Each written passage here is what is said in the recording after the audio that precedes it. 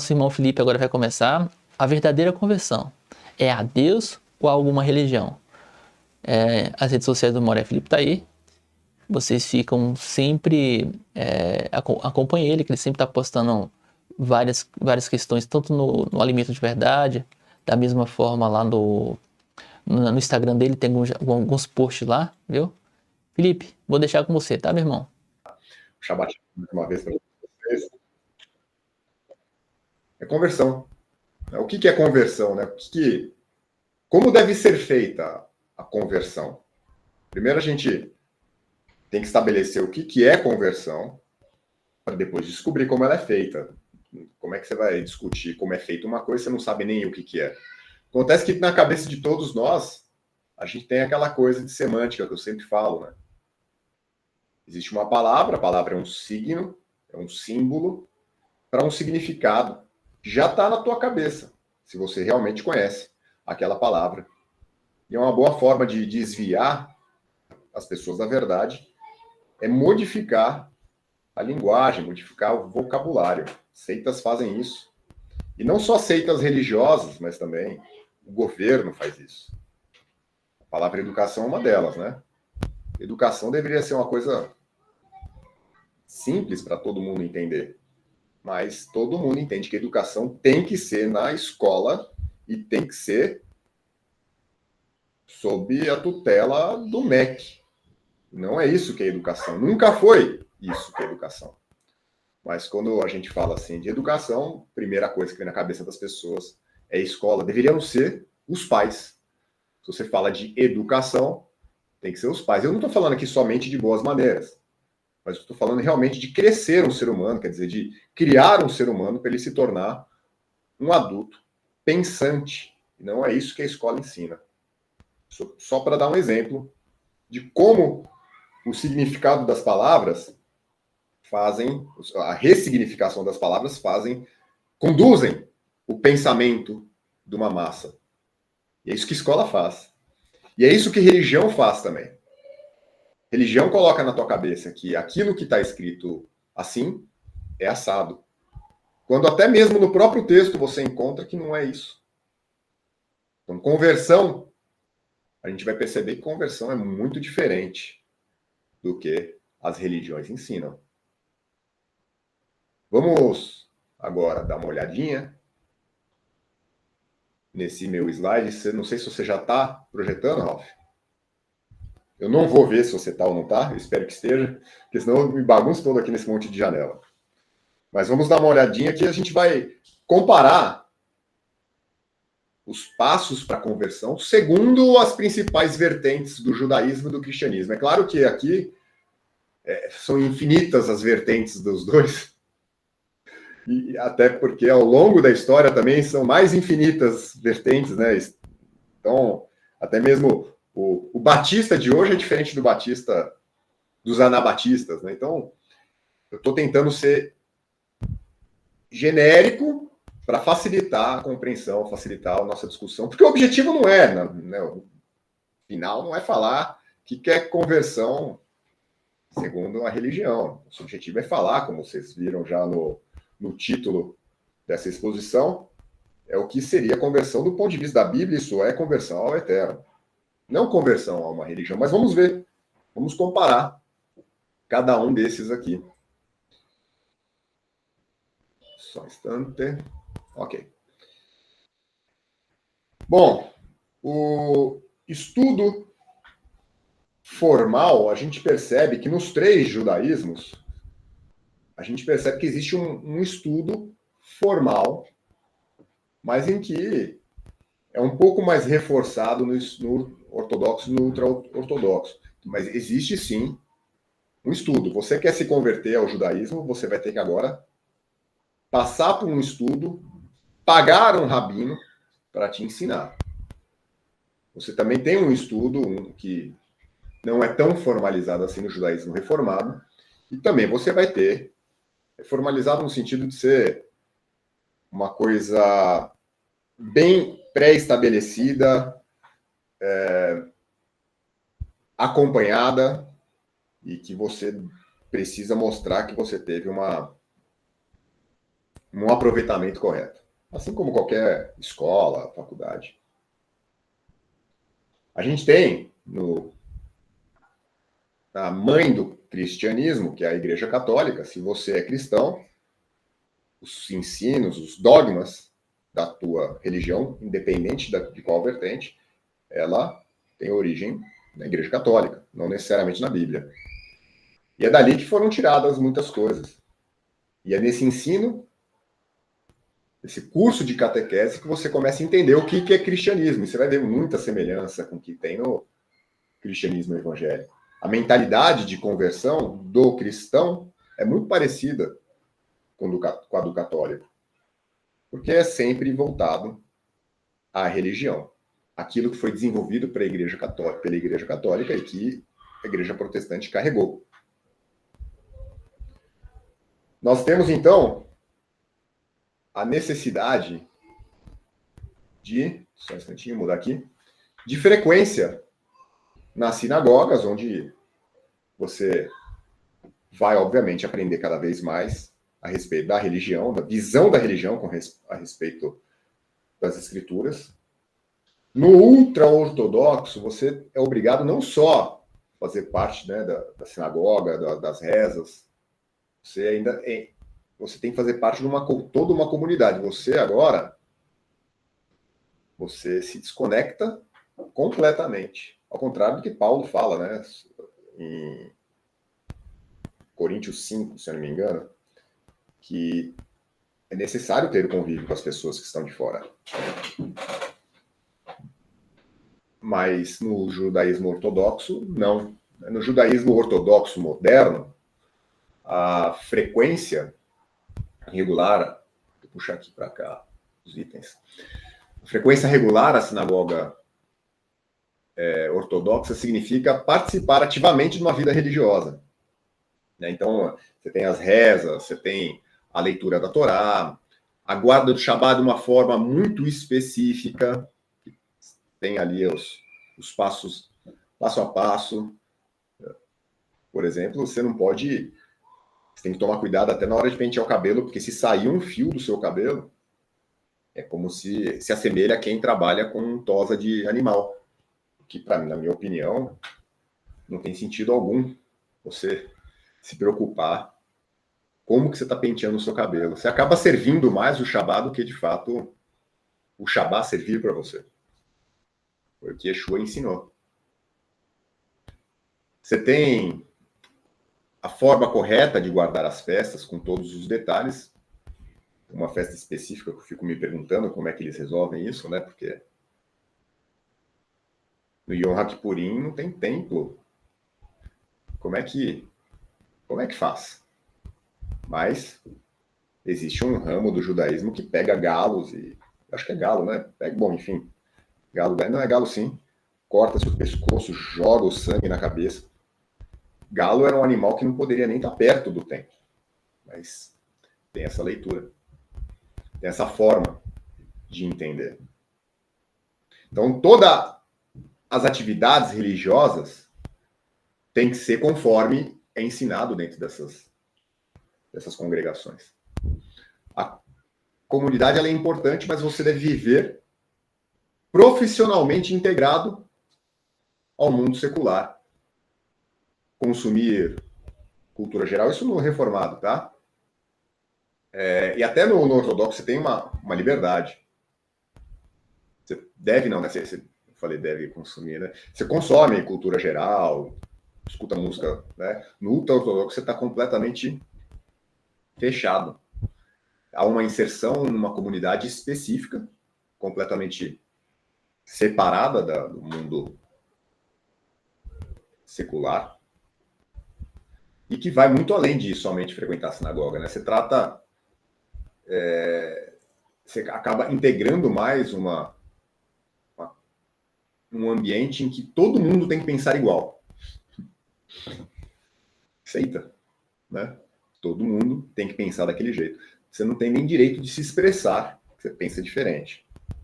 Você tem que pensar daquela forma. É assim que eles são, tão fechados. Mas aqui a gente está vendo só o que é o sistema como um todo, né? Essa é a nossa crítica ao sistema religioso. Não são coisas que a gente encontra necessariamente, é uma forma de entender o que está na Torá, o que está no Novo Testamento. Mas vai além, sempre vai além. E quando vai além, você é obrigado a obedecer, significa que você não tem a capacidade de fazer as suas próprias escolhas. E é isso que a gente é contra. Adoção progressiva das mitzvot. Então você vai ter que, aos poucos, aprender a respeito das mitzvot. Muito legal isso. Está em outra forma escrito aqui nos ultra-ortodoxos, mas é só porque é muito mais, como está escrito aqui, o rigoroso. Mas as mitzvot de todo o judaísmo está relacionado às alahot, quer dizer, as interpretações rabínicas dos mandamentos. Então, progressivamente, você vai aprendendo, mas é muito mais rigoroso antes de você passar pela aprovação de um tribunal rabínico, que a gente vai falar já já, você tem que ter essa adoção das alahot, dos mandamentos humanos, mandamentos rabínicos, num código de leis rabínicas. Okay? Só isso aqui é o resumo, 2 livrões. É o resumo delas. Esse aqui Ô, Felipe, você me permite? Pois não. É muito rápido, né? Eu estava refletindo sobre isso nessa semana, né? Sobre essas questões.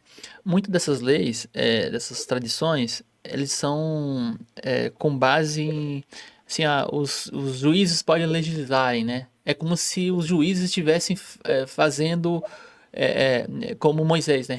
Estão recebendo novas revelações e a partir dessas novas revelações eles decidem certo tipo de leis e tradições e para lá, que é como se Deus estivesse falando. Ora, a gente não viu isso de onde nós viemos? Acaba sendo o mesmo problema. Mas... Vou trazer isso aí também. Esse aqui é o Código de Leis Judaicas, ou quer dizer, o Código da Lei Judaica abreviado. O Shulchan Aruch, ele é uma penca de livros, e aqui só temos 2, porque ele é realmente um resumo, por isso chama Kitsur, tá? Seria essa abreviação, não sei se estou enquadrando direito. É uma abreviação.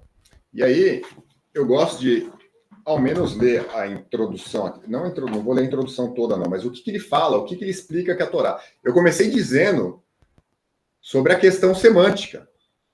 Pega uma palavra e dá um novo significado a ela. Embora a Torá, no Taná, não fale exatamente o que é a própria Torá, né? O que deveria ser entendido como Torá, ela cita a Torá. A Torá, pela raiz da palavra, a gente aprende que é o ensino do Eterno.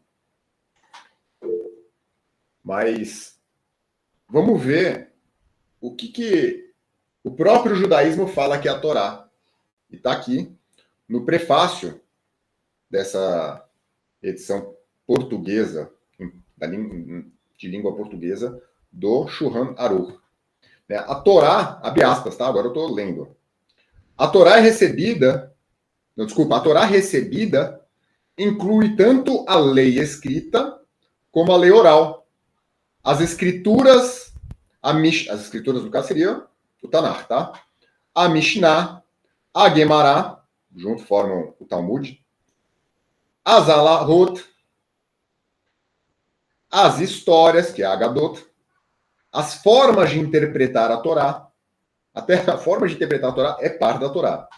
Os valores numéricos, né? Então, a gente vai ter a gematria, as conversas dos anjos, etc. Profecias da carruagem, conhecido como Aseh Markavá, e muito mais em quantidade, em qualidade, de forma infinita. Nela também está incluído o que os futuros alunos possam inovar, o que foi, o que será, e todos os mistérios da criação. Então, a Torá também inclui o que os futuros alunos, né, os estudantes da Torá, vão inovar. Então fica muito fácil a coisa começar. Claro que um judeu ortodoxo vai discordar completamente de mim. Mas daqui a pouco a gente vai passar por algumas coisas que vão provar o que eu estou dizendo. Fica muito fácil você perder o lastro. Quando você pode sempre ir indo além, além, além, sem estar escrito. É sempre uma interpretação da interpretação, da interpretação, da interpretação, porque o sábio disse isso, o sábio disse aquilo, daqui a pouco você não tem mais o lastro daquilo que o primeiro sábio disse. Seria Moshe. E a gente acha, tanto é possível isso acontecer, que parte do Talmud, né, por isso que tem essas, a Mishnah Gemara, né, parte do Talmud são esses diálogos. Um pensa de uma forma, outro pensa de outra. Então é por quê? Que existe discussão. E tudo bem haver discussão. O problema é quando a discussão vira regra. E para você fazer parte de um desses judaísmos, você é obrigado a aceitar. Você não tem autonomia. Você aceita, concorda e fica quieto. Ah, não é bem assim. Bom, pergunta para um ex-judeu aí, um ex-ortodoxo, se não é bem assim. Então você faz parte ali de uma vida comunitária ativa, tudo bem, isso está muito legal. Só que aí todo mundo tem que viver igualzinho. Avaliação prolongada do estilo de vida, quer dizer, ao longo do tempo você vai estar sendo observado. Alguém, como eu disse antes, alguém vai dizer se a forma como você vive dentro da tua casa está certo ou não. E no judaísmo ortodoxo tem um pouquinho mais, reformado tem um pouquinho mais de liberdade, que no meu ponto de vista a liberdade é até demais para algumas coisas. A gente vai achar algumas aberrações no judaísmo ortodoxo reformado. Não interessa agora. Mas tudo isso para você passar por um tribunal, um Beit Din, que seria um tribunal, né? Beit, né? Casa, né? Casa de juízo, né? Casa de julgamento. Lá vão julgar se você está apto ou não para agora ser considerado um convertido. Agora você é ou não judeu. Sendo aprovado, perceba que não tem esse mesmo item no reformado. Você passa pela circuncisão. A circuncisão é o início da tua conversão. É assim que pensa o judaísmo. Você estudou, aprendeu, tudo mais, mas você só é convertido quando você circuncida. Porque não tem muito sentido quando você entende de fato o que é uma conversão, que a gente vai falar. E aí você vai imergir. A gente não tem isso no cristianismo, obviamente, né? Mas tem uma espécie de imersão também. A forma de entender é completamente diferente. Porque a imersão faz parte do cotidiano. Ninguém nunca parou para pensar isso. Normalmente não pensa nisso, né? Se os fariseus estavam indo lá batizar com João Batista, significa que não era uma coisa nova, era uma coisa que já fazia parte da vida deles. Só que aquilo ali era um movimento de batismo pelo arrependimento. Isso sim é uma coisa nova. Mas o batismo já existia, é a mikveh. A mikvah. A mikvah ou mikveh, né? É o processo de imersão. Isso já existia. Porém, o batismo para o arrependimento era um movimento. Que aí há laços com o... Eu sempre confundo os essênios. Com os essênios. Lá tinha muito batismo. Enfim, eles... Não quero entrar nesse assunto, não tem como, agora eu comecei, né? Eles criaram um movimento de separação, nós não nos misturamos com essa gentalha, né? Então eles foram viver no deserto e e passaram a viver até fora do padrão da Torá, dizendo viver mais Torá de forma mais pura. Quer dizer, eles não tinham mulheres, eles não se relacionavam, não tinham filhos, né, que é o início da Torá, multiplicação, por se sentirem mais puros. Isso é para trazer como existem muitas divergências no próprio judaísmo. Sempre houve, não é de agora. Né? Do tempo do Mashiach já existiam as suas diferentes escolas. E aí você faz uma declaração formal de aceitação da Torá, depois de ter passado por tudo isso, né? Você de fato aceita os mandamentos diante do tribunal, né? Existe uma cerimônia nesse aqui. Vai existir também nos católicos o recebimento da crisma, né? A Eucaristia, que são coisas sincretismo religioso total, não tem nada a ver com a Bíblia. E a recepção como membro da igreja local para os evangélicos. Agora sim, você é batizado, agora sim você é um membro, agora a coisa começou. Pronto, agora você tá convertido. E não é assim que a Bíblia ensina.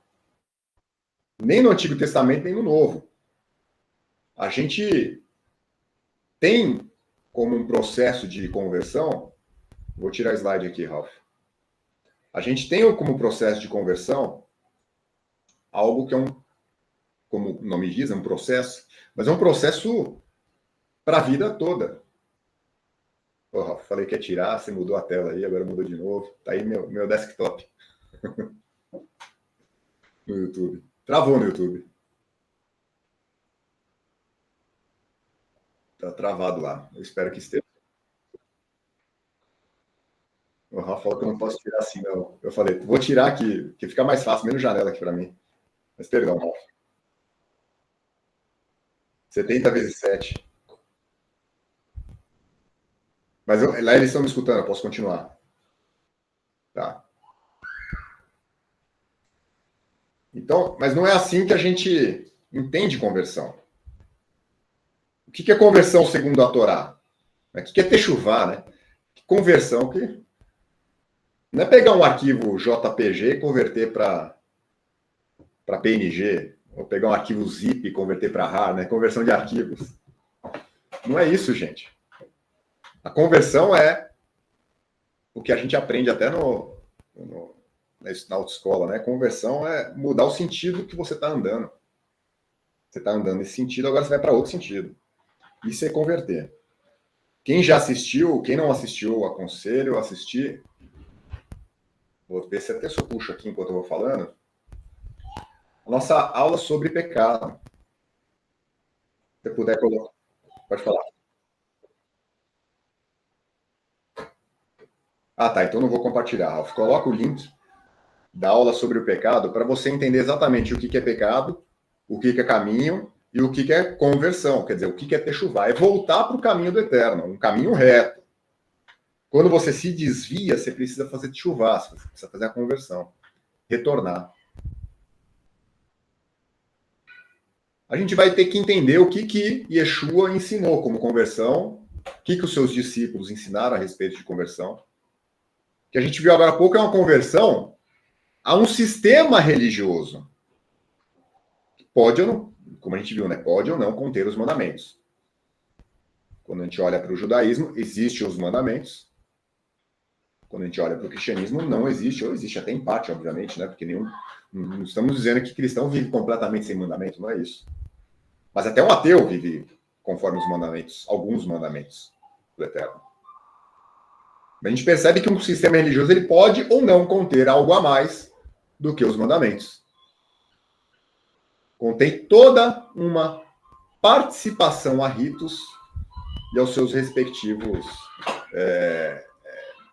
mandamentos humanos, que são os ritos, né, de maneira geral. É um sistema todo religioso. Não é disso que Yeshua veio tratar. Eu sei que é muito clichê falar que Yeshua não veio ensinar uma religião. Depende. Você, o que é religião? Religião é religar. Então, sempre vai vir aquela coisa, né? A questão é que ele não veio te chamar, fazer uma chuva para um sistema religioso já estabelecido. E a gente vai entender por quê. Uns sistemas religiosos têm mais rigorosidade, outros menos, mas todos resumem a conversão a uma vida plena de ritos. O enfoque sempre se torna muito mais ritualístico do que uma transformação interna, que é o que Yeshua ensinava. O sujeito agora, ele usa talit, mas é um fofoqueiro, né? Um assassino de reputações. Ele participa das rezas, mas tem problemas graves conjugais. Todo mundo tem problema conjugal, gente. Todo mundo faz uma fofoquinha. Mas tá errado. Tá errado ter problema conjugal. Mas acontece que o sujeito usa talit e acha que é santo. E aí ele vai ensinar na sinagoga dele, o ensino dele por si só é falar mal da outra sinagoga. Participa das rezas, é tudo bonzinho, mas maltrata a esposa, maltrata os filhos, não tem tempo para o filho, vai ao culto, à missa, o que seja, mas não dá atenção para a família, não honra os seus pais, dá o dízimo, mas não ajuda financeiramente a família, atrasa pagamento de aluguel, é um caloteiro, paga uma miséria, né? Um patrão paga uma miséria para os seus funcionários, maltrata os funcionários, aquela coisa de dar poder, né? Yeshua vem ensinar o judaísmo? É isso que ele veio ensinar? Ele veio falar de retornar para esse sistema religioso? O que a gente vê é que ele fazia críticas ao sistema religioso. Isso que eu acho interessante, fazia crítica ao sistema religioso judaico, mas ainda tem gente que fala que a conversão tem que passar pelo judaísmo. Um judaísmo que acredita no Messias, mas tem que passar pelo judaísmo. Defende a guarda do Shabá, que é um peso, embora o Messias fala que o Shabá não pode ser pesado. O Taná fala que o Shabá tem que ser deleitoso.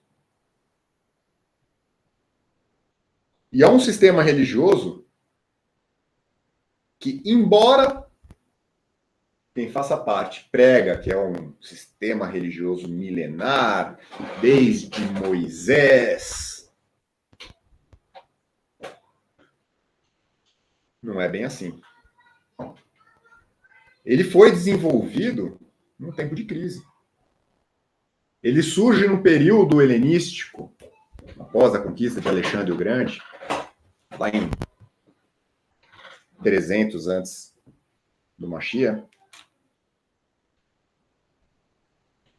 Então, durante essa crise provocada pela helenização forçada de Antíoco, quarto Epifânio, se você pegar Macabeus para ler, tem na Bíblia Católica, você vai entender um pouquinho mais sobre essa helenização. Quem não entende isso é greguetização, tá? É tornar o pensamento grego, é trazer o pensamento grego para dentro do judaísmo. Ali foi desenvolvido, foi misturado, e aí que surge o termo grego, judaísmos. Lá em Macabeus, capítulo 2, capítulo 8, a gente vê um pouquinho mais sobre esse termo. Mas esse é um termo que significa o modo de vida judaico, isso é, de um povo chamado judeu, porque eles são de Judá. É um termo que surge, assim como o cristianismo também, surge de fora e que depois ele é assumido. Ele é colocado para fazer uma oposição à cultura grega. Então tem a cultura dos judeus, né, o modo de viver dos judeus, e a cultura grega, que era uma cultura já, devido ao Império Grego, já estava bem disseminado. Então, ele é, no início, né, um rótulo cultural religioso num contexto político de resistência, onde que os gregos, o Império Grego, né, dominava Judá. E se vocês lerem Macabeus, vocês vão ver pelo que Macabeus e a história dos hebreus. Esse livro aqui, ó. Não precisa ler ele todo não, mas procura a parte que conta a respeito do procura não. O chat GPT da vida vai te ajudar. Sobre construção, o Macabeus vai falar sobre isso, né? Sobre a construção de... Esqueci o nome do negócio. De arenas para jogos, né? Esses jogos são ofertas a Deus. Quem assiste Olimpíadas, meu amigo, você está em Techuvá e assiste Olimpíadas, o negócio é uma oferta, é que nem aniversário, tá? Cada mínimo detalhe, né? A tocha, no caso do aniversário, as velas, o bolo. Cada detalhe é um rito religioso pagão. Apagar as luzes, parabenizar, dar presentes. É tudo pagão. Tudo um modo de vida pagão. Isso acontecia ali. Só que os judeus tinham um modo de vida desenvolvido, né? Então o termo judaísmo surgiu nisso. Mas o judaísmo não, ele vem antes. O cristianismo foi assim também. A gente vê pela própria Bíblia que primeiro eles foram chamados de cristãos. Depois eles aceitaram, tudo bem, mas na Bíblia a gente aprende, no Novo Testamento, a gente aprende que eles foram chamados de cristãos. Eles se diziam do caminho. Isso mesmo. Jogos Olímpicos, Carnaval, festa de Ano Novo, Natal, tudo isso é sincretismo religioso, Ariel. Muito bom. Então, quando que o judaísmo, agora sim, como religião, não o termo, né? Quando ele surge? Ele surge no exílio babilônico. Nabucodonosor toma, aí, antes, né? A gente estava falando do século 3 antes, 300 antes do Mashiach. Agora a gente está falando de 600 antes do Mashiach. 580 alguma coisa. O próprio Taná afirma que isso foi consequência de uma infidelidade. A destruição de Nabucodonosor destrói Jerusalém, né? O exílio. Né? O próprio Taná ensina que é uma consequência da infidelidade de Israel. Questões de idolatria, né? De maneira geral, a quebra de uma aliança. Jeremias 3 destrói. A gente tem até o vídeo que eu fiz, um estudo bastante completo a respeito do divórcio lá de Jeremias 3. Está no meu canal, não sei se está no canal da CIS, canal Alimento de Verdade. Está lá bem grande escrito, divórcio, é o último lá. 2h30, vai lá assistir. Vale a pena, se quiser saber um pouquinho mais sobre esse assunto divórcio do Eterno em relação a Israel. Israel, Reino do Norte. Não façam como os judeus de falar que Israel são os judeus. O judeu é 2, no máximo 2,5 em relação a 12avos, tá? 2 12avos de Israel. O resto, meu amigo, está perdido entre as nações. A gente aprende isso pelo Taná. Então, o segundo templo, ele veio ser, depois do decreto de Ciro, ele veio ser construído. Então, o povo pôde retornar.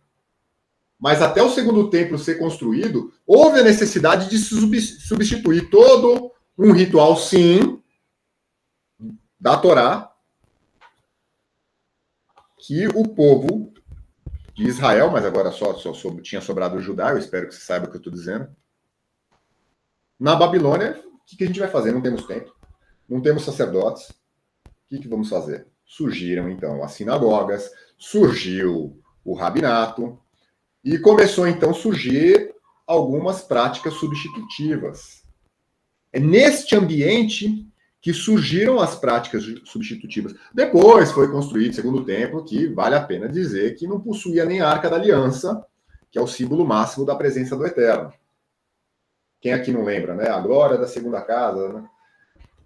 A segunda casa não pode ser esse segundo templo, porque nem a Arca da Aliança estava lá. Se ela vai ser maior do que a primeira, essa segunda casa ainda está por vir. Então, nesse ambiente de separação do templo, destruição do templo, não tem mais a Arca da Aliança. Surgiram as sinagogas, o rabinato, né? É um judaísmo rabínico, quer dizer, uma forma de viver judaica, porque é do reino de Judá, do povo que vivia em Judá. Isso não é Israel, é só parte de Israel. ela teve que ser modificada no momento que foi tirado esse povo da terra, levado ao exílio na Babilônia, e ali, como todos sabem, viveram, vai falar 70 anos, né? Não foi, não? 50 alguma coisa, não lembro certinho os números, não. 70 anos foi de domínio. Aí todo mundo acha que viveram 70 anos lá. E nem foi toda Israel, né? Foi um décimo só. Israel, não, desculpa, do Judá, né? Só realmente a elite que foi, né? Os pé-rapados ficaram na terra produzindo, né? Mas a elite que foi levada a exílio. E também não foram todos que retornaram. Né? Foram só alguns que retornaram. Boa parte escolheu viver no exílio. Mas aí surge, né? Nesse momento de crise surge. Então, preciso descrever isso para você entender que conversão ao judaísmo não tem sentido, porque o judaísmo por si só ele não é bíblico. Ele não é um conjunto de regras de vida, como a gente tem na Torá. Não é um conjunto dado pelo Eterno. As práticas do judaísmo não foram dadas pelo Eterno, foram desenvolvidas, como eu acabei de ler aqui, no próprio Código de Lei judaico. São conjuntos de regras desenvolvidos pelos estudantes da Torá, né, ou os sábios.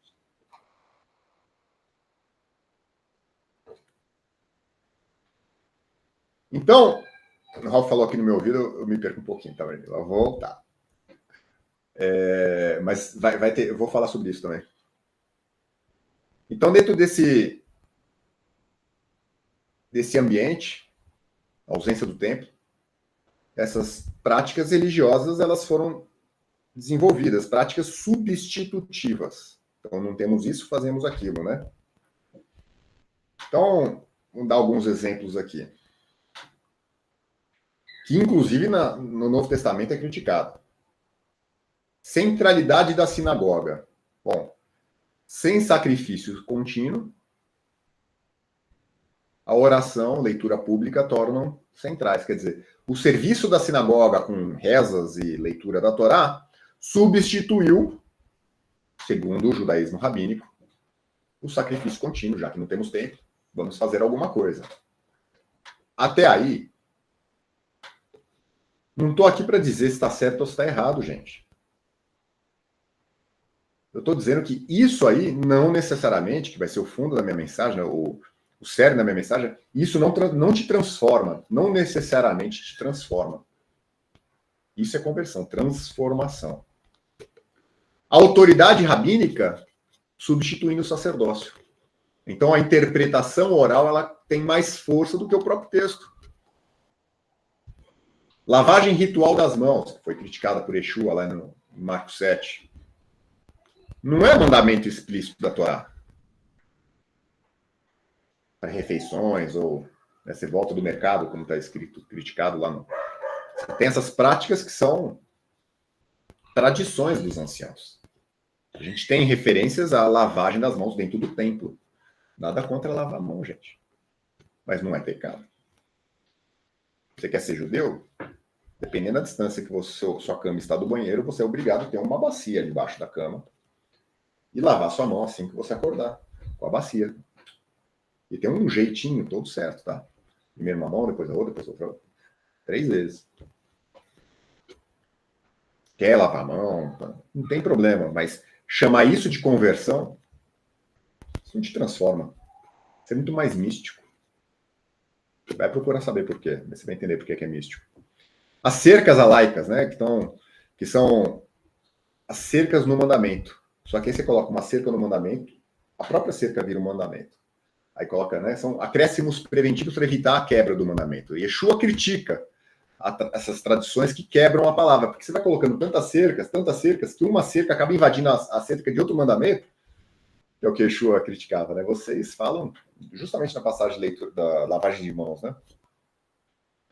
Vocês falam que o que os seus pais poderiam ter de proveito financeiro, vocês ofereceram lá no templo. Quer dizer, vocês não honram o pai e a mãe, porque dizem que estão livres disso quando leva para o templo.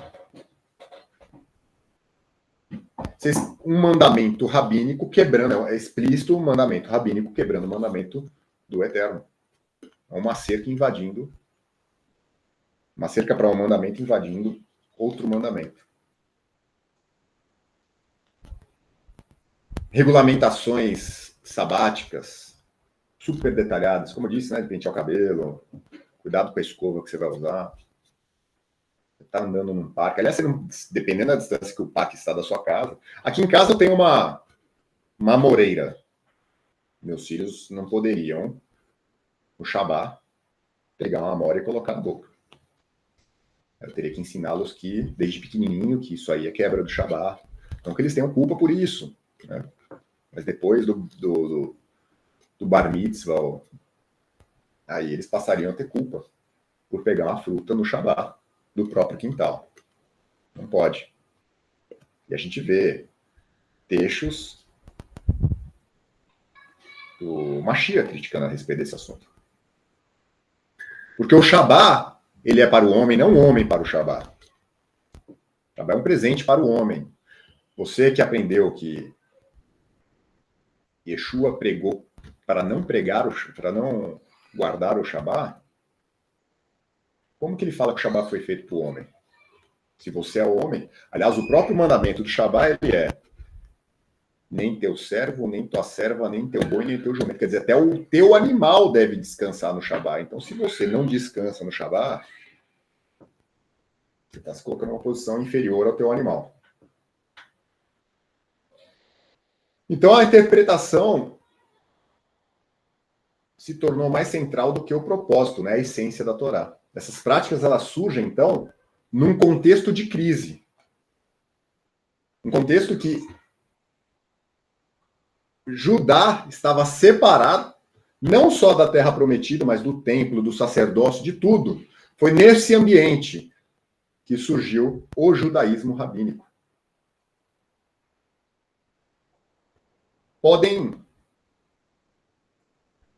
É uma crítica no quesito de dizer isso aqui que é conversão, temos que retornar. Não estou dizendo que está errado tudo. Algumas dessas práticas podem até ter valores, mas acabam, né, algumas outras, né, acabam tirando o foco daquilo que é essencial. A conversão no judaísmo envolve a adesão formal do sistema rabínico. Você não pode falar que, sei lá, ter essa bacia debaixo da cama para lavar as mãos não tem sentido. Você não tem esse direito. Você tem que assumir como verdade, embora não esteja na Torá. E a Torá é a verdade. Mas o judaísmo rabínico ensina que a verdade vai além do que está na Torá. No mesmo texto que eu li aqui agora, tá se referindo a não adicionar nem subtrair nada. Isso que é engraçado. É como se eles tivessem o poder de revelar algo mais do que a Torá mesmo já revelou. Através desses sábios, desses ensinos, dessa revelação toda. Revelação além da letra. Além do que está escrito. Que coisa, não? Não é só coisa de algumas seitas cristãs, não. Não é como o CCB. Não as pessoas que estão na CCB. Ralph gosta sempre de me lembrar disso. Não das pessoas que estão na Maranata ou qualquer outra seita dessa. Estamos falando do sistema religioso. Você me permite rapidão? A gente gosta de falar dessa forma porque quando a gente fala de algo específico, é de uma ação de alguma comunidade, seja ela qual for. Inclusive, a gente coloca até a gente fala de práticas, isso não quer dizer que a nossa comunidade é perfeita, não é disso que a gente está falando. Olha, mas tal prática ela vai para esse ponto aqui. Da mesma forma que da onde que eu vi, que a congregação, da onde que o Felipe vai e fala que a Maranata, tem pessoas dizendo que tem uma nova revelação e essa nova revelação é Deus que mandou. No judaísmo tradicional, tem essas novas revelações que são ditas como as tradições judaicas que eles usam a própria Bíblia para falar, não, a gente tem legitimidade para fazer isso aqui porque por causa disso, por causa daquilo e por causa disso. E aí eu crio uma nova regra que é Torá, é lei. É disso que a gente está falando. Existe uma equivalência. E em nome disso, mataram em nome de Yeshua, mataram em nome fizeram questões em nome de Moisés. E a gente só... Nós da casa de Israel estamos sem... A gente se perdeu. E a casa de Judá está sem um templo e sem profetas. Se eles não criam, como eles não creem em Jesus, né? Então, meio que... olha quem está falando e olha as obras. Vai falar muito das pessoas. Não que não exista uma certa legitimidade para dar os primeiros passos, e a gente vai falar isso exatamente agora, né? Mas Yeshua fala, onde 2 ou 3 estiverem, aquele texto que todo mundo entende que, de forma, não que esteja errado, né, mas é uma forma muito simplista de entender aquele texto, falar, nós temos que nos reunir na igreja. Porque, claro que o texto fala sobre isso, fala sobre a importância de se reunir. Em todas essas vertentes que eu mostrei aqui, também se fala da importância de fazer parte de uma congregação. Isso é bíblico mesmo. Mas o texto ali fala sobre o que ligares no céu, o que ligar na terra será ligado no céu. Esse ligar e desligar, ele vem justamente de proibir e permitir. Então há necessidade mesmo de haver uma adaptação à circunstância. E é isso que tratam as cartas, de adaptação às circunstâncias. Tem algumas coisas que, infelizmente, a gente não consegue. Vou dar um exemplo aqui agora. Não deveríamos estar usando a internet, porque alguém, nesse instante, está trabalhando para manter esse trem tudo ligado. Estamos aqui no sábado falando de Shabbat, fala sobre guardar o Shabbat, e usando o trabalho de pessoas no Shabbat. É o que a gente tem agora. Então, existe sim a necessidade de a gente, não é reduzir o mandamento, mas embora que a gente tenha, vocês já viram falar sobre isso, né? A gente tem um ideal, mas a gente tem que reconhecer que a gente não vive no ideal, mas nunca deixar de caminhar para esse ideal. Então a gente vai ter textos a respeito de carne, enfim, não vou delongar, mas eu vou ter que ficar puxando na cabeça.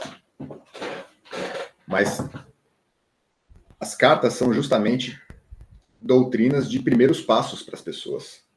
Correção, vocês estão indo aqui, mas tem que ser assado. São correções. E é o que eu ia falar agora, né, a respeito de Atos 15. Atos 15 são caminhos básicos. Existe um ideal, que é a Torá plena. Plena mesmo, só no momento que o Mashiach retornar. E ele sim reinar, ele implantar a Torá no mundo. Mas a gente vai passo a passo. Por isso que a Teshuvá é um caminho de retorno. A cada passo a gente se aproxima mais do ideal. Então, houve uma discussão a respeito disso lá em Atos 15, que começou sobre a imposição da circuncisão. Ela foi imposta, como o sistema rabínico coloca, como algo principal, quer dizer, inicial. Mas a própria Torá ensina para a gente que ela é posterior. Ela é um sinal posterior na carne daquilo que já deve ter sido provado na prática, que é a circuncisão do coração. É a fé que demonstra, por obras, a circuncisão do coração. Quer dizer, você mostra ser confiável ao Eterno e mostra confiar no Eterno através da obediência das mitzvot, dos mandamentos. Não é uma questão de aparência na carne que vai provar isso. Não que seja fácil, né, para um adulto fazer. Mas fazer a circuncisão, principalmente naquele tempo, que estava sendo discutido isso, né, não tinha as facilidades que a gente tem de no sentido hoje. Né? Para um adulto, mesmo com todas as facilidades, não é fácil. Mas mais difícil ainda é a transformação do ser. A gente vê por várias loucuras, não só loucura religiosa, pessoas passarem por vários procedimentos dolorosos. para ter tudo uma aparência externa, né? Seja tatuagem, implantes, corte de língua, tem um monte de aberração que as pessoas fazem. Isso são expressões das pessoas, mas não necessariamente refletem o que ela é. Não necessariamente. Por isso que a Torá nos ensina que, primeiro, através de toda a história da circuncisão, através da vida de Abraham, que a techuvá, ela começa interiormente. E um sinal posterior, como foi feito para Abraham, é a circuncisão.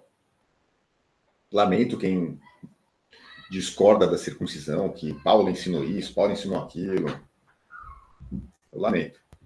Paulo, se Paulo ensinou contra a Torá, esquece Paulo. Não é o caso. Porque a gente aprende lá em Atos 15 que os gentios eles não são obrigados a assumir um sistema religioso. Eles recebem orientações mínimas para poder conviver com aqueles que já estão um pouco além. E eles vão aprendendo progressivamente as coisas da Torá. Paulo é um Shalia, chamado, né, de Shalia, o apóstolo das nações. Ele combate essa imposição de traduções, são mais traduções identitárias do que outra coisa. Ele combate essas imposições sobre os convertidos. Isso a gente vai ver lá em Gálatas,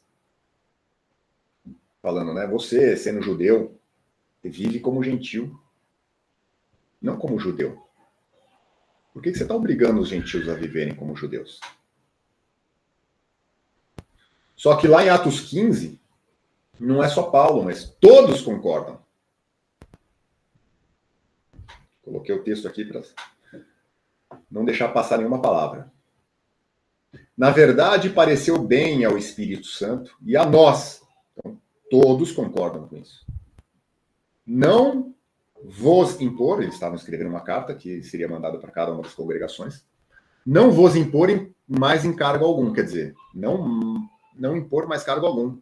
Já estava sendo imposto, certo? Vinha sendo tratado dessa forma, eles estavam ali discutindo o que fazer com esse povo que tá. Era uma novidade.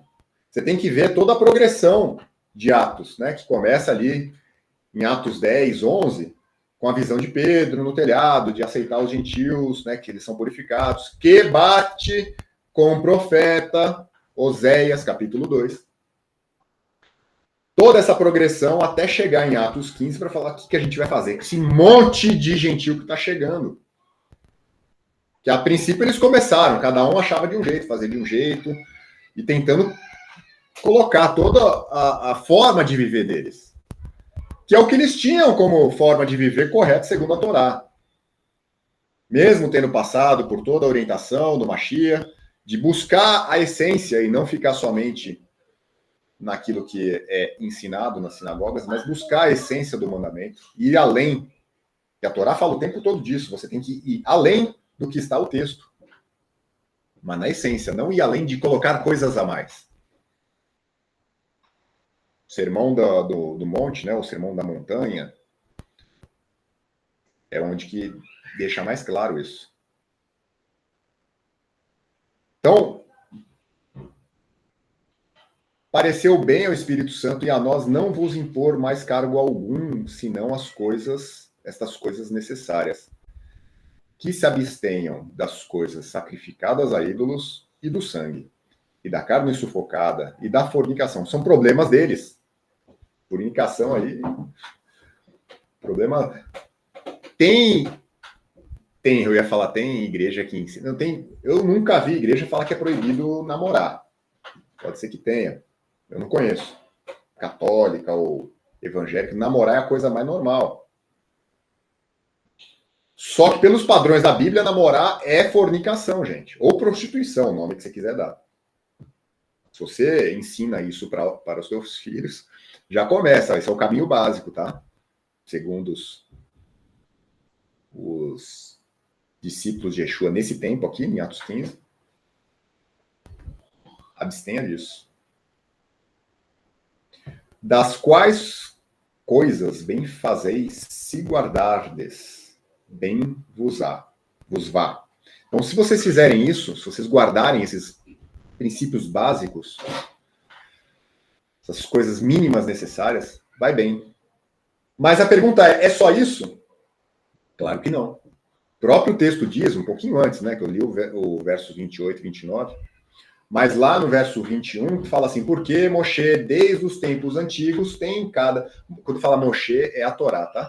A Torá de Moshe. Moshe tem cada cidade que empregue a cada Shabá é lido nas sinagogas. Então, uma regra de convívio mínima para você ir aprendendo aos poucos. Isso é techuvá. Você, aos poucos, você vai aprendendo e aplicando na tua vida. É um processo. E não é tribunal rabínico nenhum, Beit Din, não é pastor nenhum, moré nenhum, rabino ou padre, ou não interessa, não é nenhum tipo de tribunal humano que vai dizer se você, de fato, foi bem sucedido na tua techuvá ou na tua conversão, mas sim um tribunal celestial. Agora no futuro, nós não vamos ter, como teve o caso de Eva, né? Ah, foi a mulher que o Senhor me deu. Porque, não adianta chegar ali na frente do tribunal, que vai existir, e falar, foi o rabino, foi o pastor, foi o padre, foi o moré. Não vai adiantar. É a tua consciência que vai te acusar. Então você tem que assumir a responsabilidade. A techuvá é tua. E techuvá implica em estudar. E estudar é sentar e ler, não é só ficar assistindo um vídeo ou assistindo aqui a gente falando. Implica em estudar. Não vai adiantar falar, porque o sistema religioso que eu me converti ensinou dessa forma, né? Basicamente, Adão falando, a mulher que o Senhor me deu, ó, transferiu a culpa tanto para Eva quanto para o próprio Eterno. Mas agora, o esposo, que é o Mashiach, esse vai nos defender, segundo a tua confiança, a tua consciência, a tua inclinação a fazer o bem. Quem que você está alimentando? Pela comodidade, essa inclinação de seguir maus mandamentos, porque você quer fazer parte de uma religião, você quer ser judeu, é bonito ser judeu, nossa, eu quero falar que eu sou judeu. Ou cristão, tanto faz. Não é isso que vai te resolver no momento, que vai haver um julgamento, vai ter um Beit Din. Agora a questão é, Yeshua sendo ele a Torá, que é verdade absoluta, ele vai te defender? Ele vai ter material para te defender?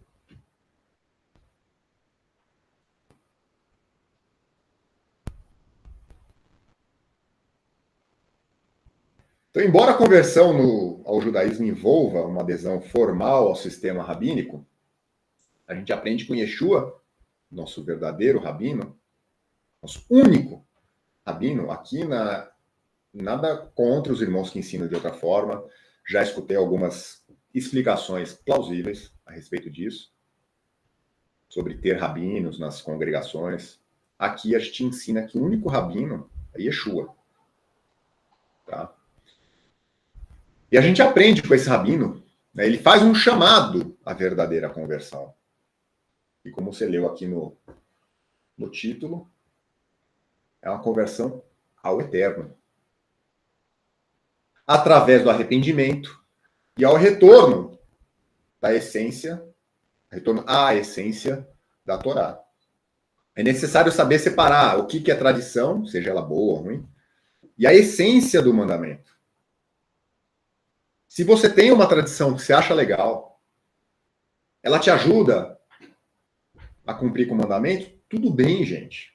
O que não dá é para se dedicar a aprender essas tradições e acabar esquecendo de se dedicar a aprender os mandamentos em si. Porque aí você vai viver de tradição em tradição, de ritos em ritos, e não vai haver a verdadeira transformação, que é o foco da Torá.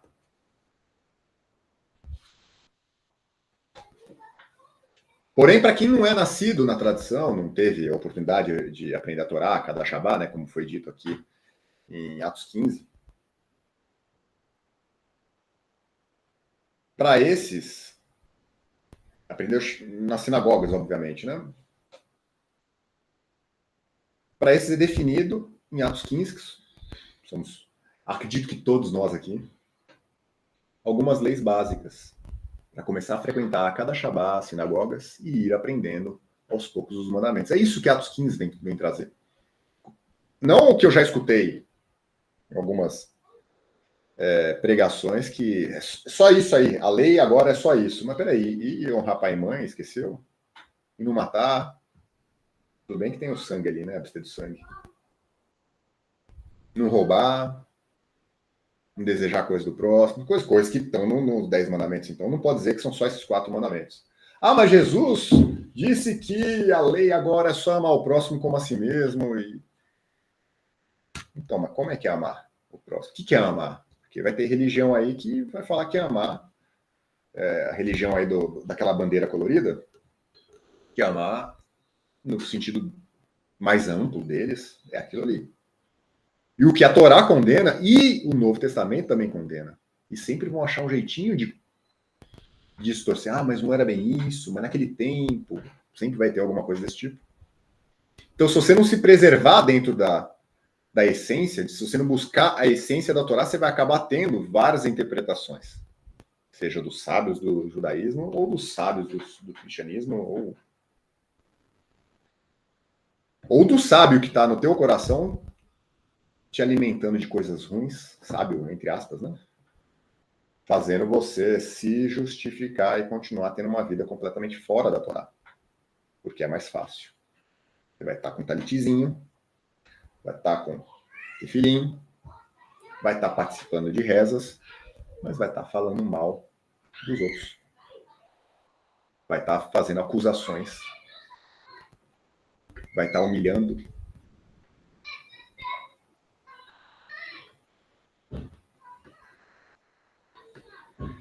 Então, em Atos 15, ensina isso. Ensina que existe um início. Como que a pessoa deveria se comportar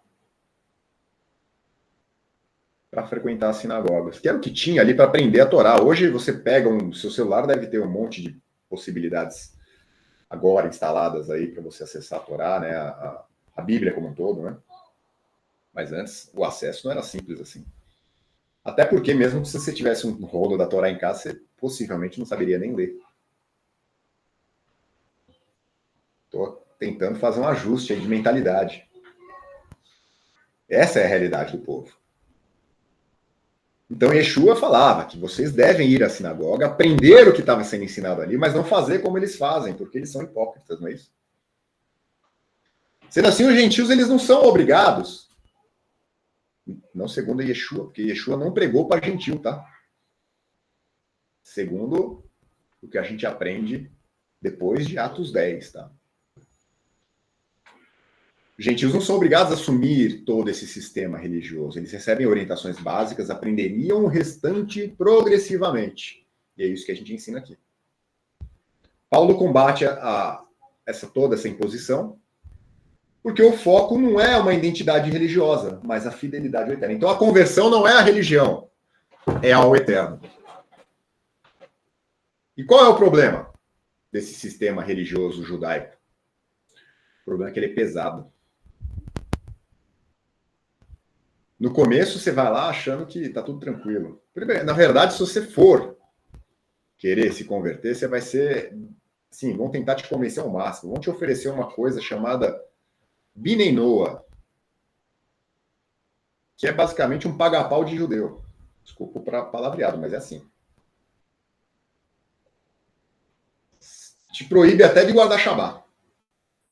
E fala, você não precisa. Você tem parte no mundo vindouro. Basta guardar essas 7 leis de Noé. São leis para bárbaros. Hoje qualquer cristão já está dentro daquilo. Não tem sentido. Mas uma coisa eles te obrigam, a negar Yeshua. Esse é o iniciozinho.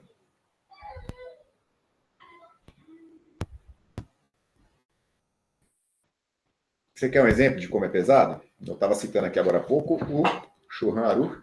Eu já falei isso aqui, vou falar de novo para quem sempre tem gente nova, né? Eu gosto de citar os mesmos que são os mais engraçados.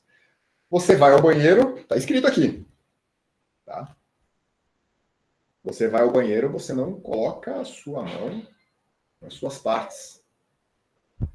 A não ser que seja casado e tua esposa ela esteja na cidade, porque esse se assemelha àquele que tem o pão no cesto. Quer dizer, se tiver fome, é só esticar a mão e pegar o pão.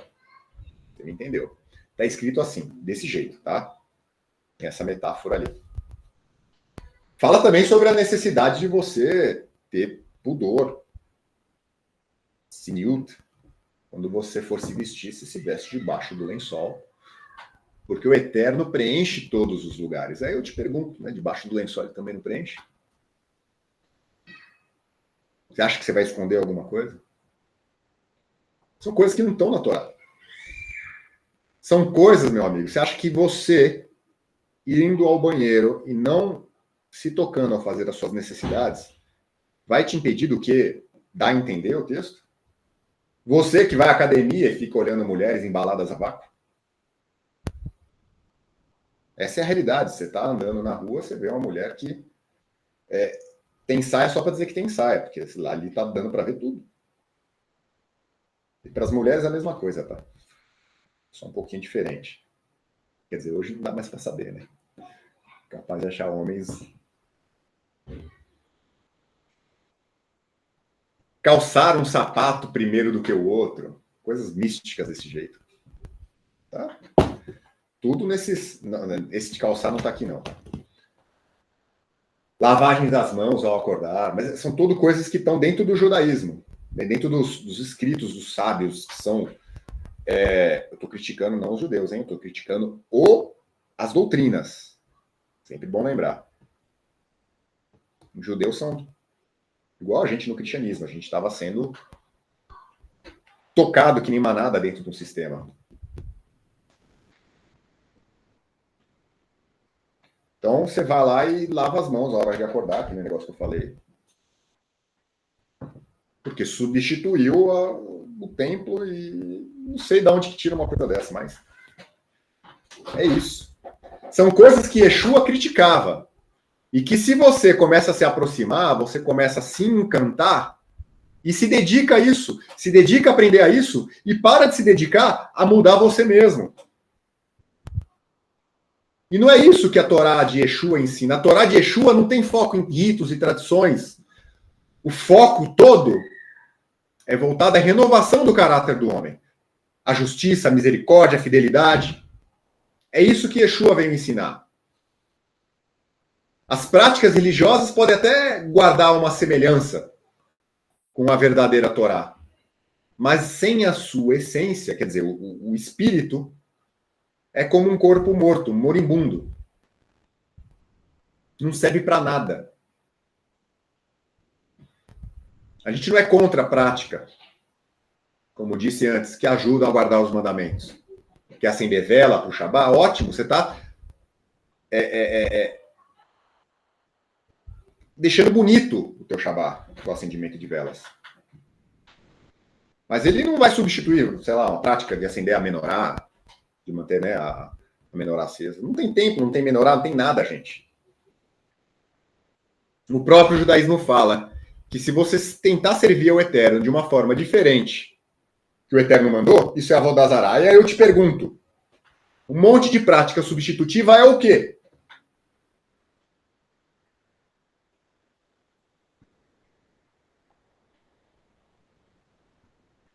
Judeu tem Torá sim, Arroz. Não tem uma Shia. Falando com a irmã Adriana ali. Eu não sei, provavelmente ela não está falando para mim, né? Está falando para alguém que está criticando de forma antissemita. Por isso que eu digo que a crítica aqui é ao sistema religioso que você não nasceu dentro. E não adianta se dedicar a ele, porque você vai perder o foco. Todo mundo que está se aproximando... Não, desculpa. Vou falar melhor. Todo mundo que negou Yeshua, um dia se aproximou demais do judaísmo, amou demais as tradições, aprendeu com os sábios, os mesmos sábios que esculacham Yeshua. São tão sábios, que para sabedoria vem do Eterno, são tão sábios que não aceitam Yeshua. Podemos aprender com eles? Podemos aprender com eles. Não é à toa que eu tenho literatura judaica. Como eu tenho literatura cristã, podemos aprender com eles também. Agora, essa admiração toda a um sistema religioso, como o povo são, sem dúvida nenhuma, persistentes, a gente tem que admirá-los. Porque mesmo não tendo, por 2000 anos, não tendo uma nação, conseguiram manter a coesão. Pode falar, Rafa.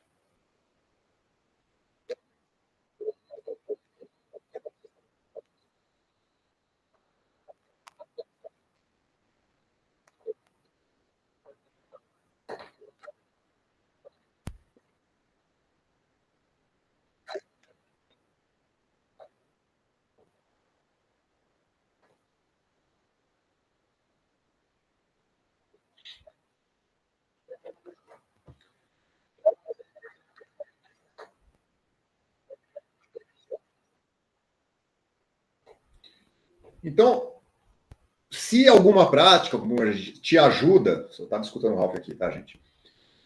Estava me contextualizando aí o que está acontecendo nos comentários. Te ajuda a guardar os mandamentos, ótimo. O problema é quando você vai se dedicar demais a elas e você perde o contato com a essência. Você... Não tem problema, ele está falando para mim. Silvinha bateu aqui na porta. Você começa a estudá-las e você...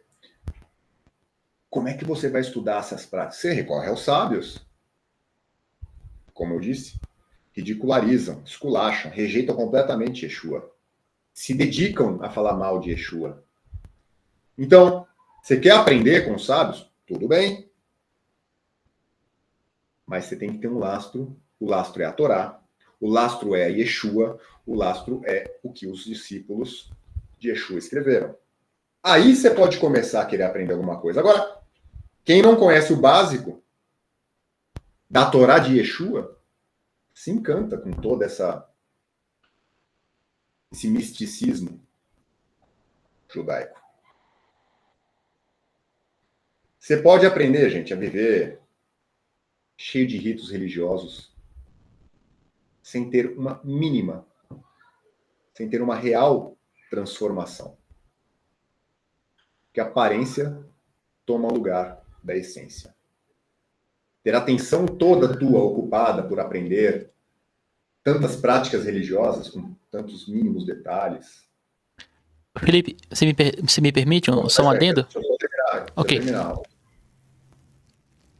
Porque são muito detalhados, tem sempre explicação da explicação da explicação. Isso acaba tirando a tua atenção, o teu tempo de aprender aquilo que realmente vai te transformar. Você vai se achar santo, porque parece santo. Mas por fora, há um sepulcro caiado. Pode falar, Ralf. Só pra ajudar nesse contexto todo, tá? Ô, amor, pega a florzinha aqui que acabou de entrar aqui. Oh, meu Deus do céu. Nana. Eu vou nanar sua neném, vai, eu nano. Não, neném, não. Peraí, Felipe. Você me parou pra ficar te esperando. Não, velho, mas é porque a menina entrou aqui do nada, você sabe como é que é. Acontece a mesma coisa aqui agora. Então, olha que coisa. A minha esposa tá dizendo que tá difícil de te escutar. Eu vou falar próximo aqui agora. Então, imagina, deixa eu mudar aqui na tela para todo mundo ver também, tá? Quando o Felipe fala sobre isso, e sobre a verdadeira conversão, A gente teve, infelizmente, um caso de uma grande comunidade aí que houve uma cisão. Aconteceu um problema de cunho social, de lida, não importa agora, a gente não tá aqui para jogar pedra de ninguém, tá? Mas assim, as pessoas cantavam, as pessoas ensinavam, fazia todo tipo de rito judaico tradicional. A gente espera, né, que ninguém nunca foi numa sinagoga judaica para participar de um rito judaico, né? Para saber como é que é. As pessoas veem aquilo que está sendo colocado pela essa grande comunidade, né? Inclusive eu fomento essa comunidade, quero que o trabalho dela cresça cada vez mais. O ponto aqui em específico que a gente está falando é a verdadeira conversão.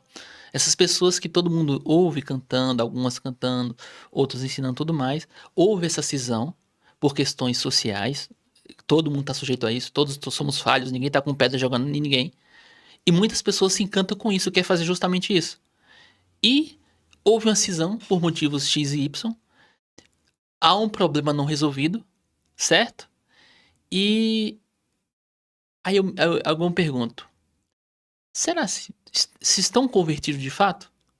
Será se ouviram de fato o que o Messias colocou? Será se é certo um crente em Yeshua ter um tipo de cisão?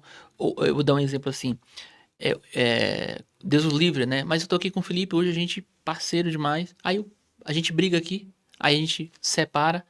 Aí o Felipe vai fazer uma CIS 2 e eu vou fazer uma CIS 3. E a gente briga um com o outro, a gente para de se falar. A gente é convertido dessa forma? Mesmo falando tantas coisas que estão acontecendo aqui? Você percebe que é um problema? Será se essa é a Torá que o Felipe está falando aqui agora? Que é o que o Messias estava sendo pregado? Eu não tô falando que não tem excesso de um lado ou de outro, não é disso que eu tô falando. Eu tô falando de conversão. Eu tô falando de situações de mudança de vida, mudança de várias situações. Entendeu? Adiantou o quê? Adianta o quê? Eu vou falar disso daqui a pouco no capítulo 3 e 5. Adianta você é, praticar tanto ativismo religioso, qual é o que o Felipe se refere a várias práticas e você não mudar internamente? Não ser bom com a esposa, bom com os filhos, bom com tudo mais? Não adianta nada. Ou seja, por isso que aqui na CID a gente quer ficar no raso. Porque eu e o Felipe, a gente tá longe de completar o raso. A gente tá se afogando no raso muitas das vezes, né, Felipe? O quanto que a gente conversa no dia a dia, poxa, o quanto que eu preciso melhorar com minha esposa aqui? O quanto que eu preciso melhorar com vocês? O quanto que eu preciso melhorar com meus vizinhos aqui? Com o Felipe, né, Felipe? A gente precisa do raso ainda, a gente tá retornando, vem de problemas muito maiores.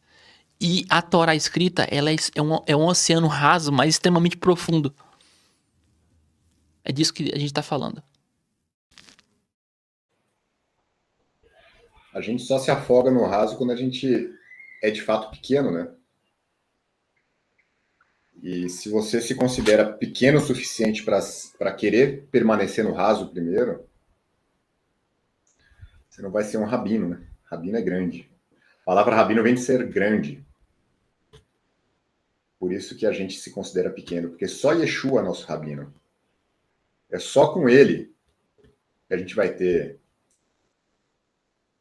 a plena certeza que a gente está vivendo Torá da forma correta. Enquanto isso, a gente vai ficar batendo cabeça. Se a gente ficar no raso, bate um pouco menos. Eu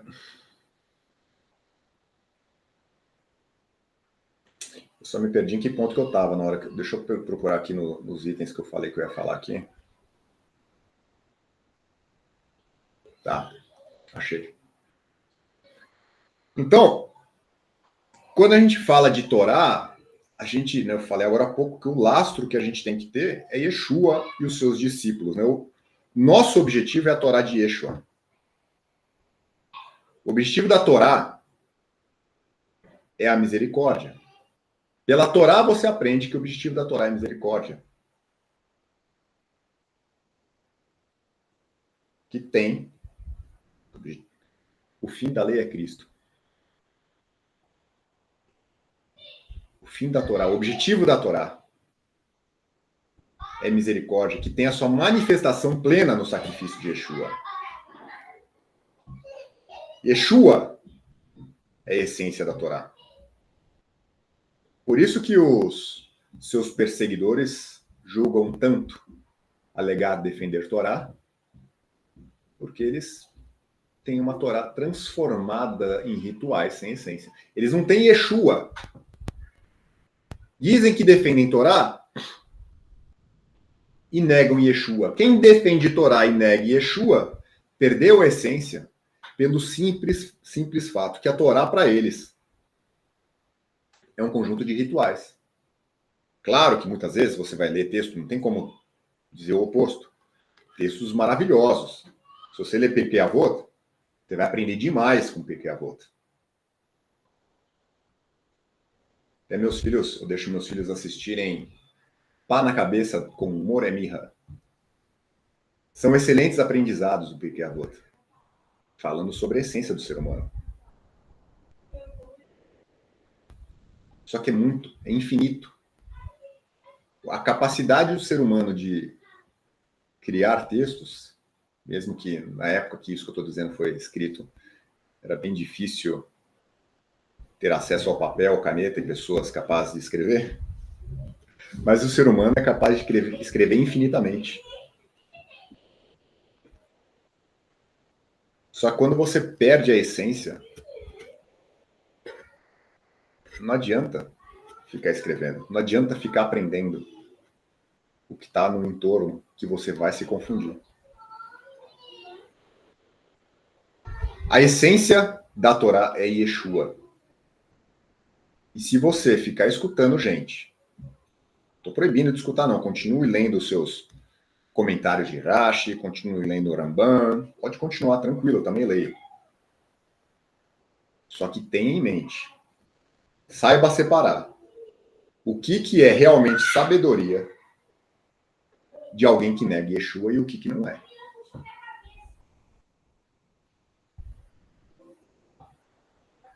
Não viva, não transforme tua vida numa vida de rituais.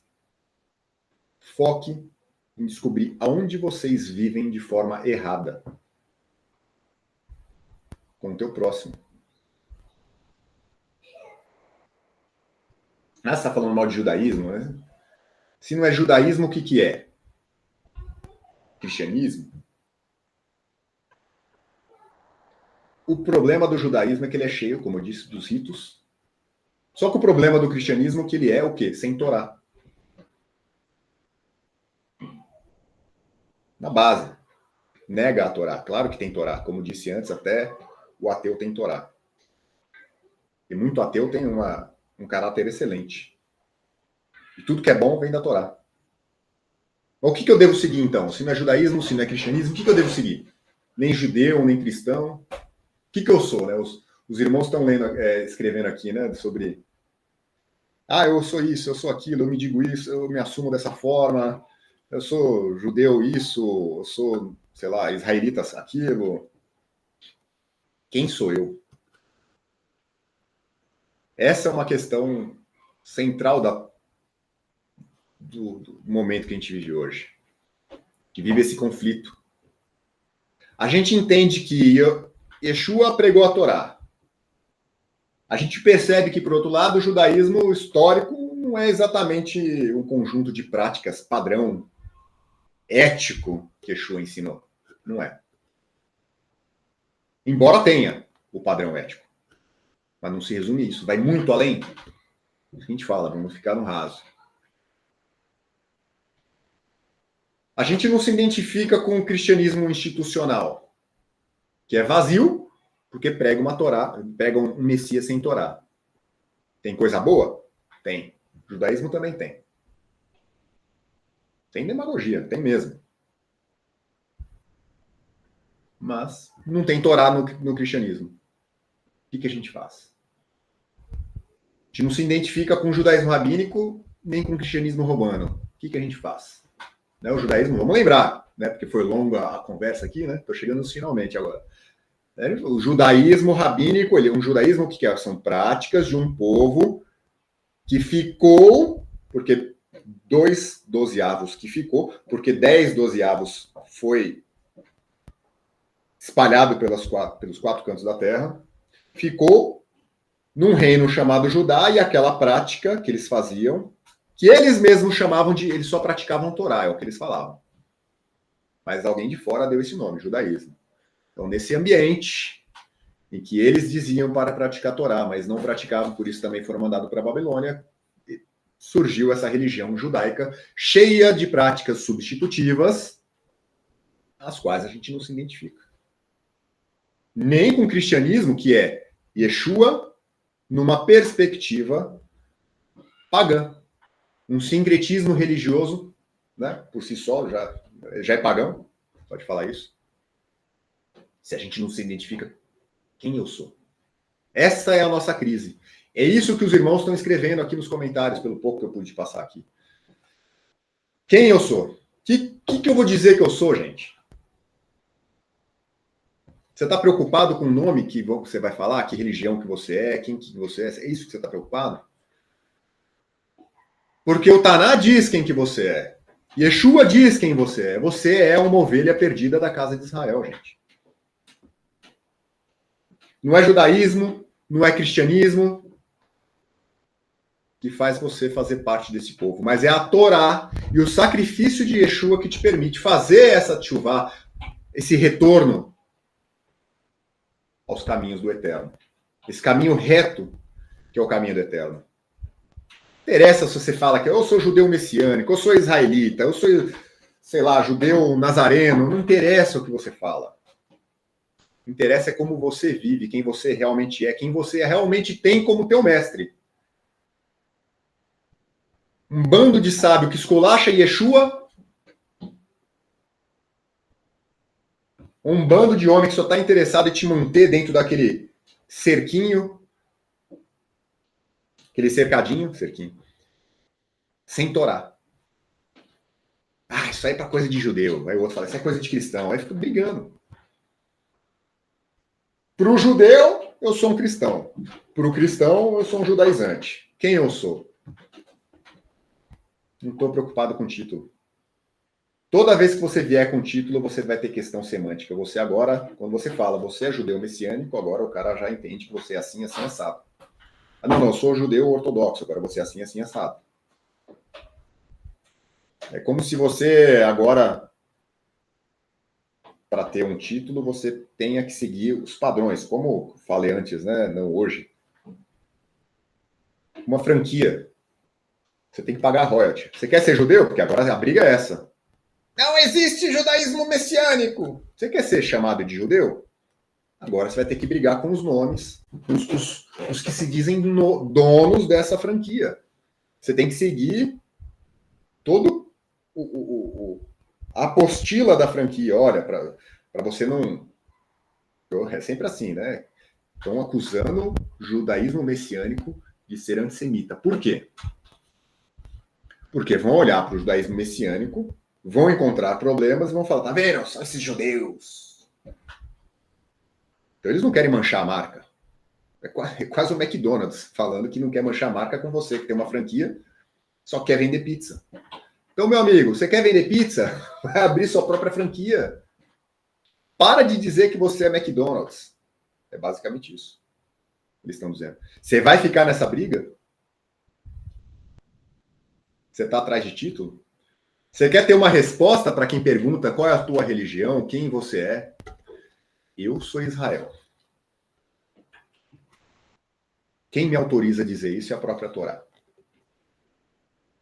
Quem me permite me aproximar da Torá, aprender com a Torá e dizer que através da Torá eu me aproximo do Eterno é o sacrifício de Yeshua. Então, eu não me identifico, agora está na moda falar assim, né? Eu não me identifico. Não sou judeu, não sou cristão. Se o judeu quiser me chamar de cristão, me chama. Se o cristão quiser me chamar de judaizante, me chama. Eu vou ficar ofendido? Você está atrás do que os outros estão dizendo? Ou você está preocupado o que você vai dizer diante daquele tribunal? Um tribunal que não é de homem. Você está preocupado se você vai ter Yeshua te defendendo? Porque se você aceitou Yeshua, você tem que ver segundo os padrões dele. Agora, se quiser ser judeu, infelizmente você vai ter que... De pouquinho em pouquinho. É o que a gente tem percebido, gente. As pessoas que já negaram Yeshua, o primeiro passo Desculpa quem pensa diferente. Mas o primeiro passo é ignorar, é negar a divindade do Mashiach. É o primeiro passo. Aí ele é homem, aí daqui a pouco foi inventado por Roma. Acabou, vai para o judaísmo. Ou vai ser Binei Noah, como diz o Moré, né? Moré Yosef. Binei Noah, Binei nada, bananada, né? Porque Binei Noah não é nada, gente. Binei Noah, você não é nada. Você é proibido. Não tem nada mais satânico do que Binei Noah, gente. Quer dizer, não sei, né? Tá no nível, né? Porque é uma coisa que te engana, satânico é engano, né? Uma coisa que te engana, que diz para você que você não precisa guardar o Shabá, coisa boa não é, gente. Não é. A conversão, ela não é um sistema religioso, concluindo aqui, tá, Ralf?